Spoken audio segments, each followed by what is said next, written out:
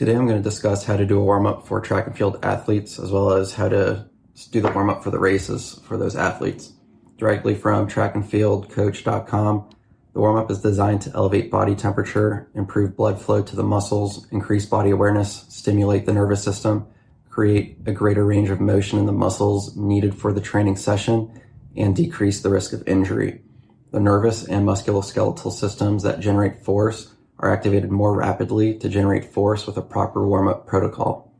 Besides preparing the body for the upcoming workout, the warm-up can improve the athletic qualities needed in track and field, such as strength, speed, endurance, flexibility, and coordination.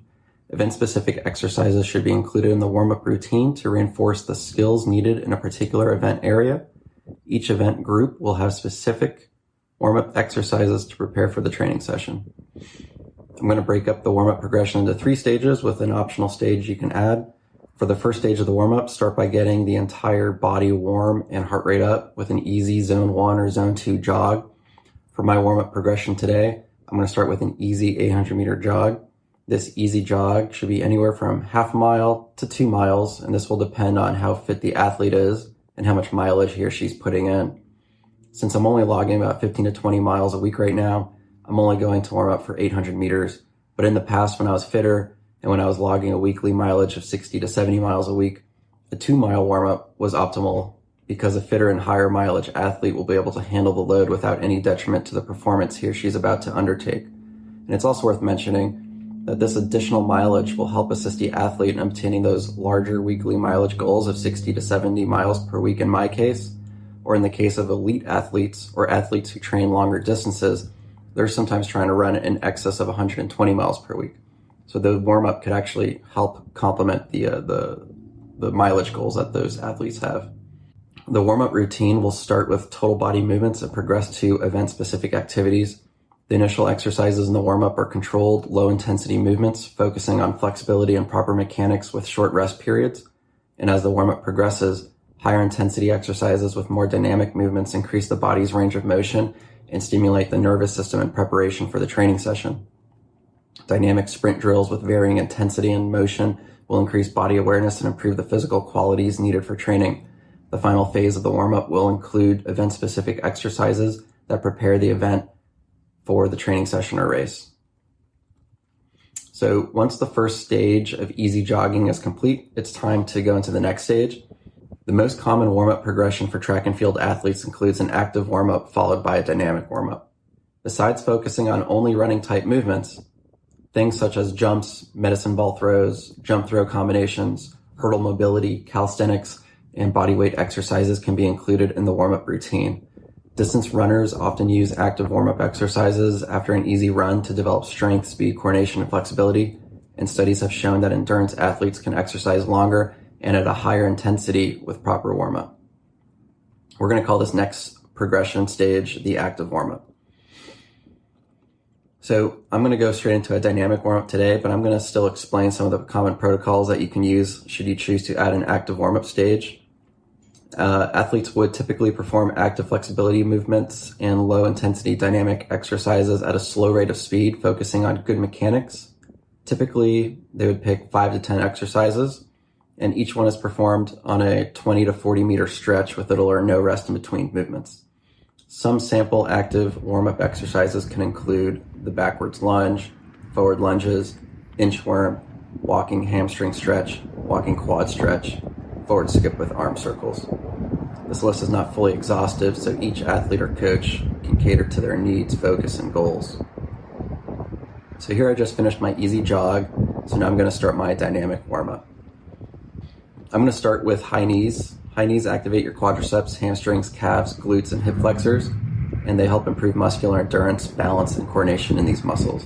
When done at a high intensity or with bounding or explosive knee drives, they can also improve power in your lower body. Here I'm doing butt kicks. They're a type of plyometric or jump training exercise. These are powerful aerobic exercises that work your cardiovascular system and boost your muscle strength and endurance using only your body weight as resistance. Butt kicks are considered a key running drill for athletes who want to gain better form, efficiency in their stride, and protection from injury. In particular, butt kicks may help increase the speed of the hamstring contractions, which can help you run faster. This explosive move works with your hamstring muscles and your glutes and is a good dynamic stretch for your quads. If you pump your arms while doing butt kicks, you can also work the muscles in your core, arms, and back. Here's an interesting way to warm up your legs. Simply run backwards. It opens up your glutes, hamstrings, and quad muscles, and since your legs may not be used to it, running backwards will activate muscles that typically don't get to work. Cherry pickers are a great explosive exercise that help promote force production from your muscles. Instead of doing your elementary school skips, here we are focused on getting as much vertical displacement as possible. Drive the knees with opposite arm swings high, focusing on soft landings and body balance. What we're trying to do is we're trying to explode and recruit as many muscles as possible. The karaoke exercise, often called karaokas or karaoke drills, is a full body dynamic movement drill that is often incorporated into the warm-up routine for runners and athletes of other sports like soccer, basketball, and tennis. The karaoke running drill involves shuffling sideways or performing a lateral shuffle with high explosive knee crossover stepping motion. Karaokes are going to improve coordination, agility, core strength, cardiovascular fitness, among other benefits.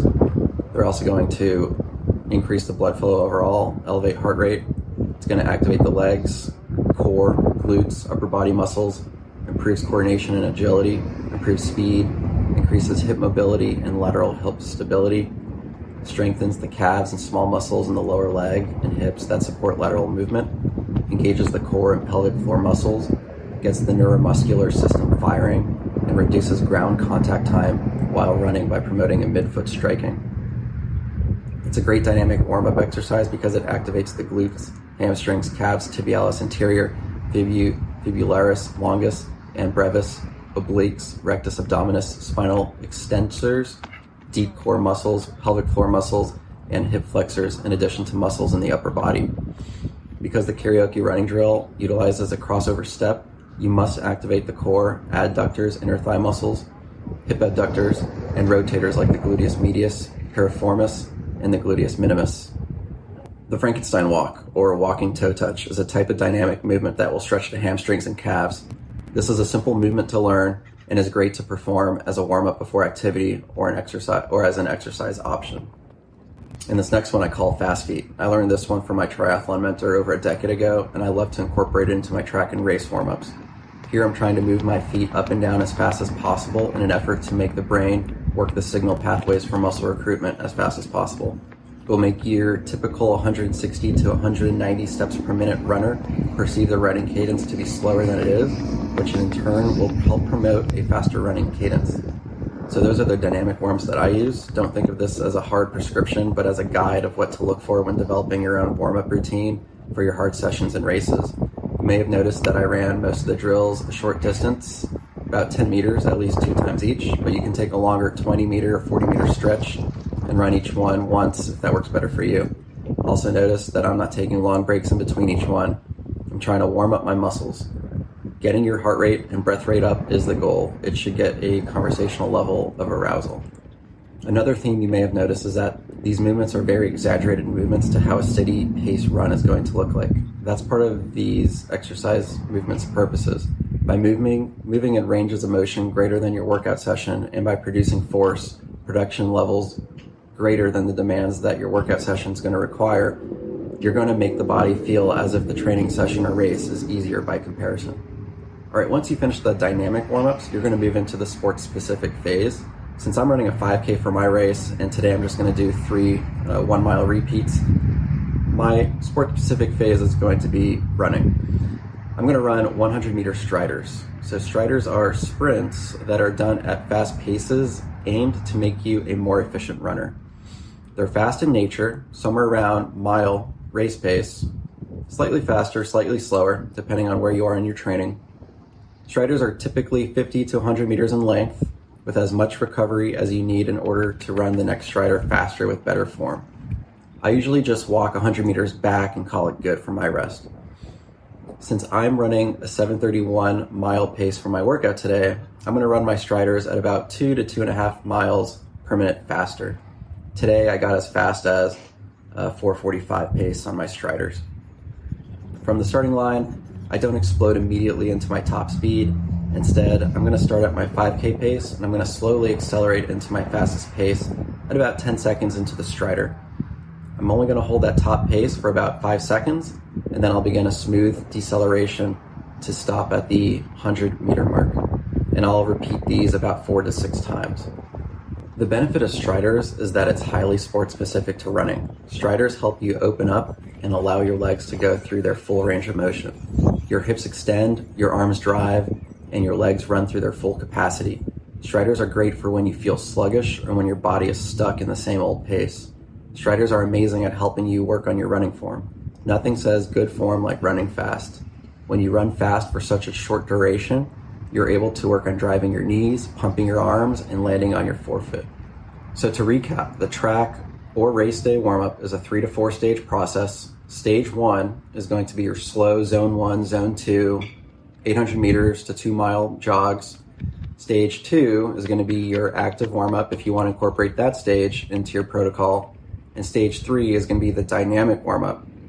Stage 4, the final, is going to be your sport-specific warm-up, which in the case of running, it should just be running. Reserve these types of protocols for your really hard, I need to dig deep types of days. So definitely reserve them for your races, but you should only be digging deep really hard, maybe once a week. And that's probably gonna be for your track workouts, like your interval trainings, your 12x400s, your 6x800s, your 3x1600s, like in the case of what I did today.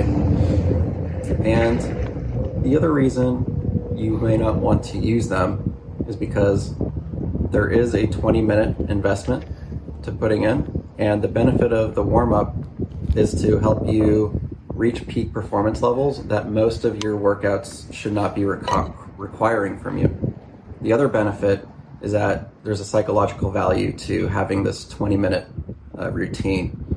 So by keeping it novel and by using it when you are psychologically building up to a hard training session or psychologically building your body and mind up to a particular race, you're going to create a level of sacredness and novelty to it, where you're going to get an additional psychological, probably placebo effect of knowing that this ritual is providing you extra oomph into getting a top level performance for the session or race that you're about to do.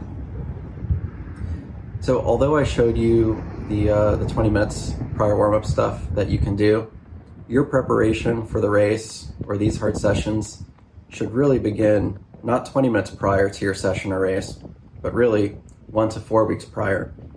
You should plan these hard, difficult days well in advance. You should know what paces you're going to hit on these particular days, and you need to be having a level of mindfulness and self-visualization of these hard days. The 2 days prior, you should be eating very healthy, getting plenty of sleep, and anticipating this pain cave of a workout or race. You should be going easy on your workouts for the days leading up to it. And if you do all this, the morning that you wake up, your body will get itself prepared. You'll notice that you'll need to go to the bathroom more often than you normally do, which is a normal physiological response to an upcoming stress. You'll notice that the race or workout will be all over your mind. This level of total body awareness is going to allow you to hit the numbers and goals that you want to hit. So don't leave these gains on the table. Prepare it well in advance and you'll get those gains as well. So with some foresight, you'll be able to run faster with no additional physical training, just by doing those additional things 1 to 4 weeks in advance. But definitely do the 20 minutes prior, because that's going to be all your physical gains right there. So if you have any questions on some other warm-up techniques or whatever, just leave them in the comments and I'll respond. Thanks. A minute or mile and a half of warm-up